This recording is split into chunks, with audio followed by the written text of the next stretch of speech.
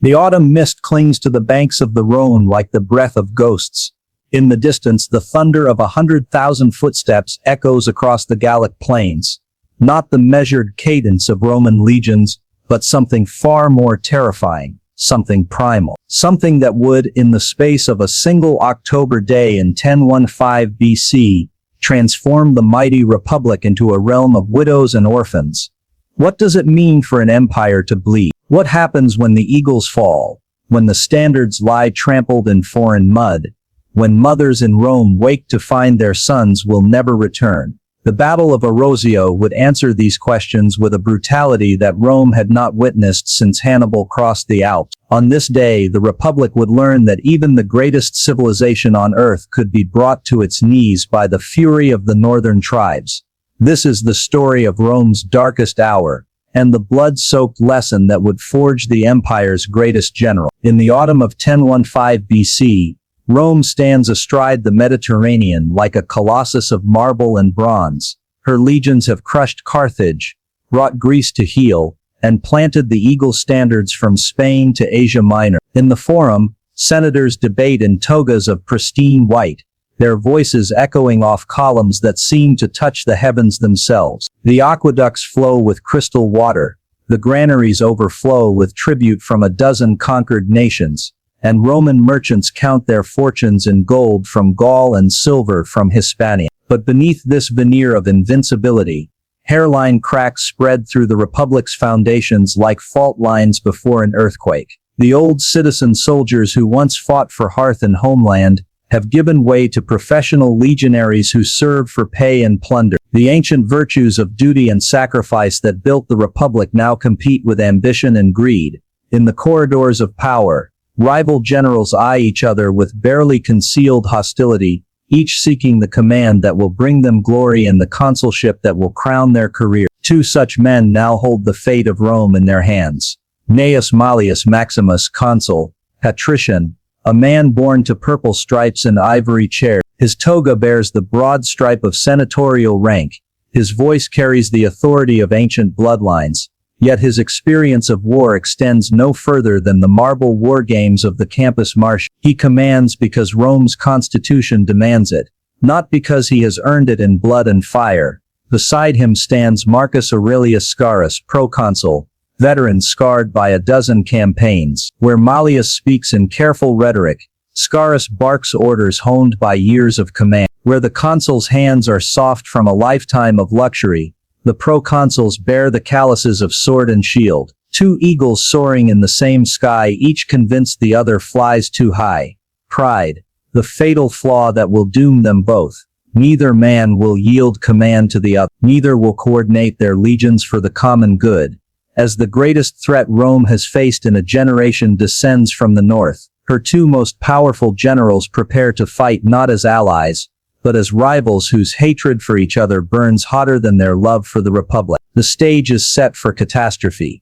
They came from the uttermost reaches of the world, from lands where the sun barely rises in winter and the forests stretch beyond the horizon like a green and endless sea. The Romans called them barbarians, barbaroi, for their strange tongues sounded like barking to civilized ears. But these were no mere raiders come to steal cattle and slaves. These were the Cimbri and the Teutones, entire nations on the march. Picture them, towering warriors whose hair flows like golden rivers, whose eyes burn blue as northern ice. Their shields are painted with the totems of wolf and raven. Their spears gleam with iron forged in the sacred groves of their homeland. They paint their faces with woad and berry juice, turning themselves into living avatars of their war gods. When they charge, they howl like wolves. When they feast, they drink from the skulls of their enemies. When they love with the passion of men who know each day might be their last. But it is not conquest that drives them south. It is desperation. Climate change, though they know not the term, has gripped their northern homelands in an iron fist. Winters grow longer and colder each year. Crops fail in the perpetual frost. Game grows scarce as the forests die. Their shamans read the omens in blood and bone, and the message is always the same. The gods have turned their faces away. The only salvation lies in new lands, warmer lands, fertile lands, Roman lands.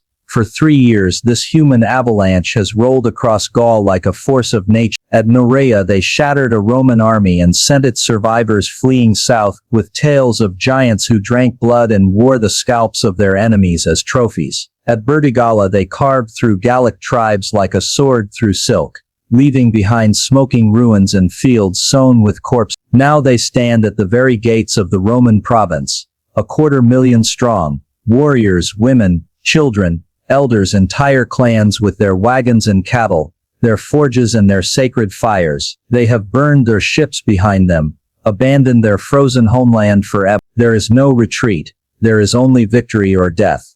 In their war council, the chieftains speak in voices like grinding stone, boiarics of the Cimbri, whose scars map every battle from the Baltic to the Pyrenees, Lugotarics of the Teutones, who claims descent from gods and wears their favor like armor. Around them sit the sacred women, prophetesses, who read the future in the flight of ravens and the patterns of falling leaves.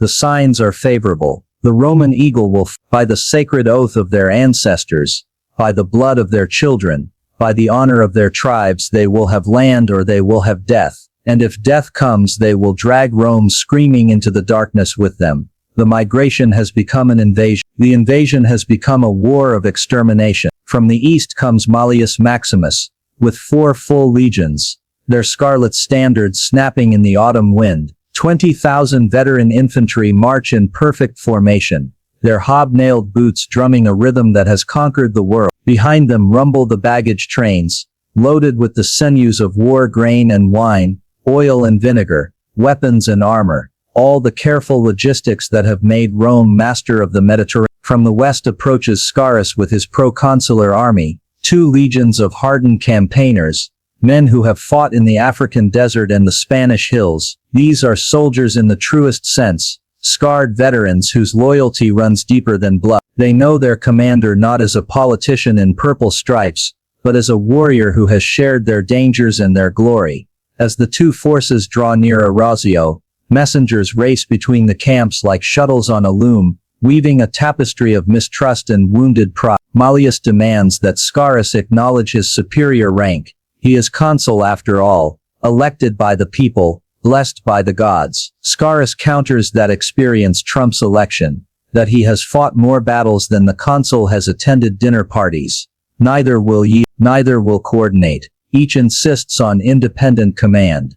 And beyond the Rhone, the barbarian host watches and waits.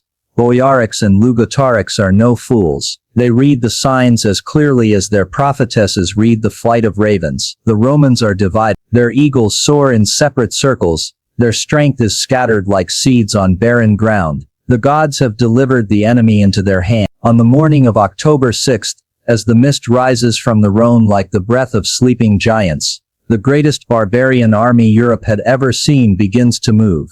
The die is cast. Dawn breaks over Arausio like the opening of a divine eye. The sun's first rays paint the mist in shades of gold and crimson, transforming the valley into something almost ethereal, a landscape from myth rather than history. In the Roman camps, trumpets sound the morning call. Soldiers emerge from their leather tents, stretching sleep-stiff muscles, muttering prayers to Mars and Fortuna. They do not know they are living through their final sunrise. The attack comes without warning, without the courtesy of formal declaration that civilized armies exchange before battle. One moment, the valley lies peaceful in the morning light. The next, it erupts in a maelstrom of howling voices and pounding feet as 250,000 barbarians pour across the Rhone like a breaking dam. Picture the scene through Roman eyes. A wall of humanity surges toward them, so vast it seems to stretch from horizon to horizon. Cimbri warriors tower above mortal men, their lime-washed hair streaming behind them like battle banners. Teutonic berserkers foam at the mouth, working themselves into the divine madness that makes them invulnerable to pain and fear. Women fight beside men, wielding spears with deadly grace, their war cries sharp as blade song. Scaurus reacts first. The old campaigner's instincts serve him well within heartbeats of the first war cry. His trumpets are blaring the alarm, his centurions bellowing orders, his legions forming the testudo, the tortoise formation that has broken armies from Britain to Babylon. But Malleus hesitates. For crucial minutes that feel like hours, the consul stands frozen, unable to comprehend the magnitude of the disaster unfolding before him. This wasn't how wars were supposed to begin. Where were the embassies, the negotiations, the careful protocols that governed civilized conflict? This was chaos, pure and primal, and Malleus Maximus, product of the Roman elite, simply cannot process it. By the time he acts, it is too late. The barbarian tide crashes into the Roman lines like a tsunami of iron and fury. Cimbri axes rise and fall like the hammers of gods, each blow splitting shields and shattering bones. Teutonic spears thrust forward in a deadly hedgehog of points, finding gaps in Roman armor with surgical precision. The very ground trembles under the weight of their charge. For the legionaries trained to fight in ordered ranks with shield brothers at their sides, this is nightmare made flesh. The careful formations that have conquered the world dissolve like sand castles before a tide. Men who have never known fear find themselves face to face with warriors who seem more beast than human, giants who laugh as they kill, who wear death masks of blue woad and blood, who fight with the desperate fury of a cornered animal. Scaurus fights like a man possessed. His sword rises and falls in deadly arcs, each stroke buying precious seconds for his men to form a fighting retreat. Around him his centurions perform miracles of courage, holding impossible positions, rallying broken ranks, dying in place rather than abandon their eagle. But they are 40,000 against 250,000. They are civilized soldiers facing a primal force of nature. One by one the Roman standards fall. The proud eagles, blessed by priests and kissed by emperors, crash into foreign mud beneath the weight of barbarian iron. Veteran legionaries who have marched from Gaul to Germany, from Spain to Syria, die in a land whose name they can barely pronounce. Scaurus himself falls in the heart of the melee, his body pierced by a dozen spears, his lifeblood mixing with that of his soldier. With his dying breath he curses not the barbarians, they are simply doing what nature compels them to do, but the pride and blindness that has brought Rome to this pass. By sunset the valley of Arausio has become a charnel house. 40,000 Romans lie dead beneath the autumn sky, not just soldiers but camp followers, servants, slaves, all the human detritus that follows armies to war. The Rhone runs red with blood, carrion birds blacken the sky like a living storm cloud. But even this toll pales beside the greater catastrophe that follows. 80,000 Italian allies, Latins and Campanians, Sabines and Samnites, men whose grandfathers had earned Roman citizenship with their blood, attempt to flee across the river. The barbarians pursue them like wolves chasing sheep. At the river crossing, panic sets in. Men who have faced death in battle are trampled by their own comrades in the desperate rush to escape. Most never reach the far shore. When the sun sets on October 6, 120,000 Romans and allies are dead. An entire generation of Italy's manhood has been erased in a single day. The survivors scatter to the four winds, carrying with them tales that will haunt Roman nightmares for generations. The Battle of Arausio is over. The Republic's darkest hour has begun.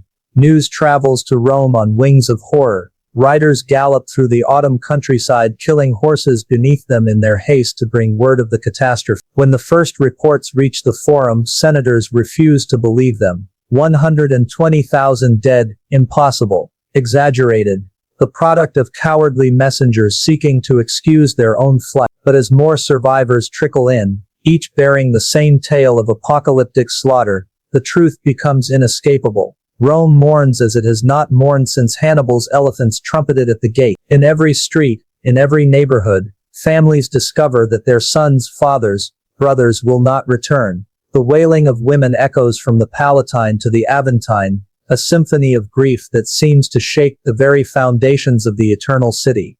But grief alone will not save the Republic. In the Senate House, panic reigns. The barbarian horde has swept aside Rome's northern defenses like a man brushing away cobwebs. Nothing stands between the Cimbri and the city itself except the Alps, and even those mighty peaks seem a fragile barrier against enemies who have already marched from the Baltic to the Mediterranean. Some senators propose fleeing the city, abandoning Rome itself rather than face the northern fury. Others speak of making terms, of buying peace with gold and hostages. The very air seems to tremble with fear and uncertainty. But from this crucible of despair, Rome's salvation begins to emerge. The disaster at Arausio strips away the illusions that have grown like cancer in the Republic's heart. No longer can noble birth substitute for competence.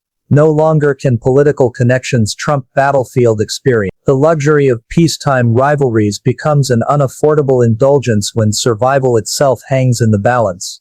In this moment of supreme crisis, Rome turns not to the well-born or the well-connected, but to the one man who possesses the steel and cunning necessary to save the Republic, Gaius Marius the Novus Homo, the new man whose rise from obscurity to greatness embodies everything Rome could be at its finest. Marius is no patrician prince raised on honeyed words and purple cushions. He is a farmer's son from the hills of Latium, a man whose hands bear the calluses of honest labor and whose scars map a lifetime of service to Rome. He has fought in Spain and Africa, in Gaul and Germany. He knows war not as a game played by aristocrats, but as a brutal craft mastered through blood and suffering.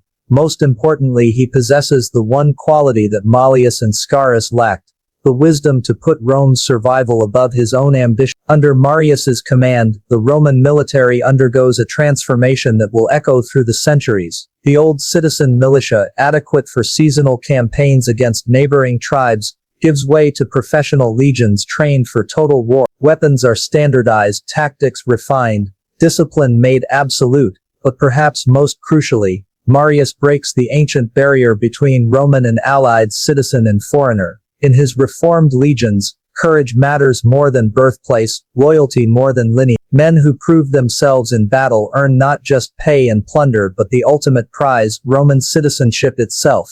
The Cimbri and Teutones, drunk on their victory at Arausio, make the fatal mistake of dispersing their force. Some tribes winter in Spain, others in southern Gaul, still others in the Alpine passes. They treat their triumph as final, their conquest as complete. They do not understand Rome. The republic that they wounded at Arausio is not the same republic that will face them in the battles to come. Like iron heated in the forge and hammered on the anvil, Rome has been transformed by catastrophe into something harder, sharper, more dangerous than before. The reckoning is coming. History turns on such moments. Times when disaster becomes opportunity, when defeat becomes the foundation of future victory, when a civilization looks into the abyss and chooses to become something greater than it was. The Battle of Arausio was such a moment. Over the next 7 years, Marius and his reformed legions hunt the barbarian tribes across Europe like an avenging angel. At Aquae Sextia, he traps the Teutones and annihilates them so completely that their name vanishes from history. At Vercella, he meets the Cimbri in their final battle, and the giants who once seemed invincible fall like wheat before the scythe of Roman discipline. Boiorix dies beneath the eagles he once thought to destroy. Lugatorix falls with a Roman pilum through his heart. The sacred women who prophesied victory perish beside their warriors, choosing death over slavery with the fierce pride of their race. But the true victory won in those blood-soaked years is not military, it is the Rome that emerges from the crucible of the Cimbric Wars is no longer the insular city-state that once ruled through the accident of geography and the momentum of early conquest. It has become something unprecedented in human history, a civilization that can absorb defeat, learn from disaster and emerge stronger than before. The professional legions forged in response to Arausio will carry Roman eagles to the shores of Britain and the sands of Mesopotamia. The military reforms born from catastrophe will enable Rome to conquer and hold an empire spanning 3 continents.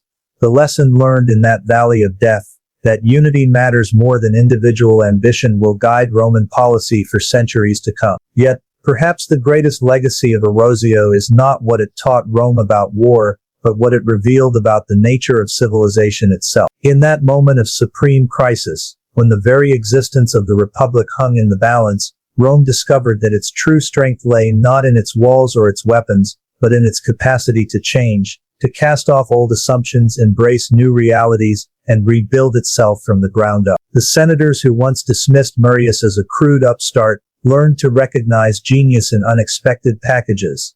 The aristocrats who valued breeding above competence discovered that talent can emerge from the most humble origin. The rigid social hierarchies that once defined Roman society bent before the greater imperative of survival and victory. In learning these lessons, Rome became more than a city, more than a republic, more than even an empire. It became the idea that human civilization could grow, adapt and endure through any catastrophe if it retained the courage to change, and the wisdom to learn from its failure. This is the true monument to those who died at Arausio, not a temple of marble and gold but the eternal city they died defending, a city that learned from their sacrifice, honored their memory, and built upon their bones an empire that would endure for 1,000 years. They fell so that Rome might rise. They died so that civilization might live.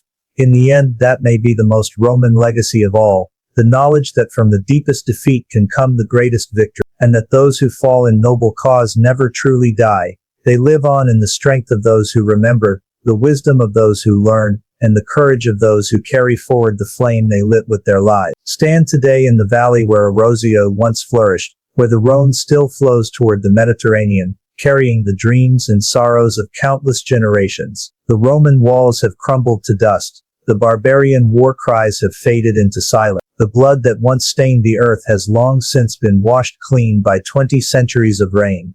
Yet something remains. In every crisis that tests the human spirit, in every moment when darkness seems to triumph over light, the lesson of Arausio echoes across the centuries. That defeat need not mean destruction, that failure can become the foundation of future greatness, that even the mightiest civilization must sometimes die to be reborn. The Romans who fell in that valley could not have imagined the empire their sacrifice would help create. The barbarians who won that day could not have foreseen how hollow their victory would prove. History had written its judgment in letters of bronze and marble, in roads that stretched across continents, in laws that still govern nations, in the very language these words are spoken. But perhaps the truest monument to that October day is something simpler and more profound. The knowledge that human beings faced with the choice between surrender and struggle, between despair and hope, between death and transformation, will time and again choose the harder path, the path that leads not to comfort, but to greatness. That is Rome's gift to us across the centuries. That is the legacy written in blood at Arausio and vindicated in gold at 100 victories thereafter. That is why we remember, why we study, why we tell these stories of glory and disaster, triumph and tragedy, because in remembering the past we light the way to the future. If this journey through Rome's darkest hour has moved you, if you felt the weight of history, and the power of human resilience, then join us in keeping these stories alive. Subscribe to witness more forgotten moments that shaped our world. Like this video to honor those who fell at Arausio. Share it with others who understand that the past is never really past. It lives in every choice we make, every challenge we face, every moment when we must decide what kind of people we will be. The eagles may have fallen in that distant valley, but their spirit soars eternal. Remember Arausio, remember Rome, remember that from the deepest defeats can come the greatest victories. History is calling. Will you answer?